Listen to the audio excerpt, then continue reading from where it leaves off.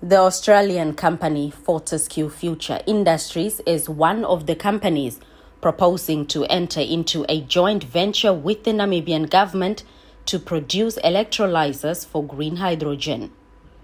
Electrolysers use electricity to split water into hydrogen and oxygen and are deemed critical technology for producing low-emission hydrogen from renewable or nuclear electricity.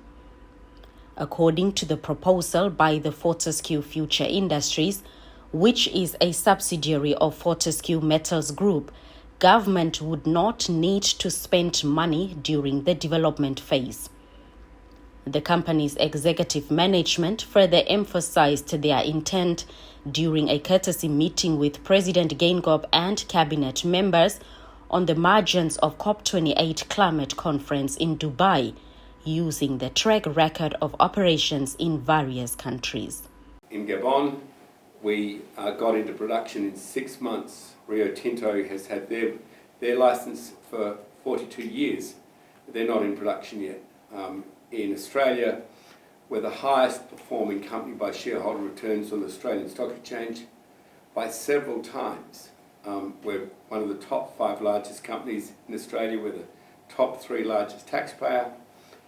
Yet we have not been able to get started with Namibia. And if we can get started, I promise you and your advisors that we will perform way faster than any oil and gas project has a hope of. And so that's my caring petition to you, my loving petition to the people of Namibia, that we would like to build this industry for your government and for you and for your people.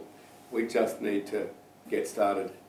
And I think, sir, we have every faith in the democratic institutions of Namibia. The Green Hydrogen Council of Namibia says it has carried out expert analysis on the Fortescue Future Industries proposal and those from Chinese, Japanese, and French companies.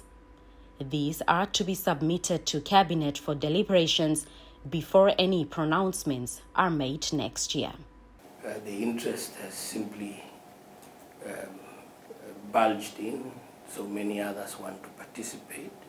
So we resolved that at law we will be best players if we stick to processes, systems and institutions. Going forward, we are under strict marching orders to finalize the cabinet submission, put it to cabinet, let cabinet decide. They're in accordance with systems, processes, and of course institutions. So we as a council assist with the matter. It will be one of the first matters to serve in the new year once the business of cabinet resumes. President Geingob appreciates the due regards for the processes, systems and institutions, both by the potential investors and the Green Hydrogen Council of Namibia. Dr. Geingob, however, cautions against the deliberate prolonging of processes and not providing feedback on project proposals on time. He emphasized the involvement of all stakeholders from the onset for the success of the projects. And you never brought it to me? Yeah. So I dealt with them yesterday, because when I heard where they are, I said, well, what are you doing? Why did you bring it to me? So we are now pulling together, all of us, go to the committees, and we are democracy, as you said. Democracy is a difficult process, especially when people are new in it. They don't know what is wrong, what is right, just complain. So it's a thing to do that nobody comes and destroy it, so that we involve the private sector, we involve actually the cabinet as a whole, so that when I go, it shouldn't say it's Hage's problem. It should be said it's our problem. And that we can only do if we can already bring somebody on board as I'm going out. That's why it seems to be a little bit slow.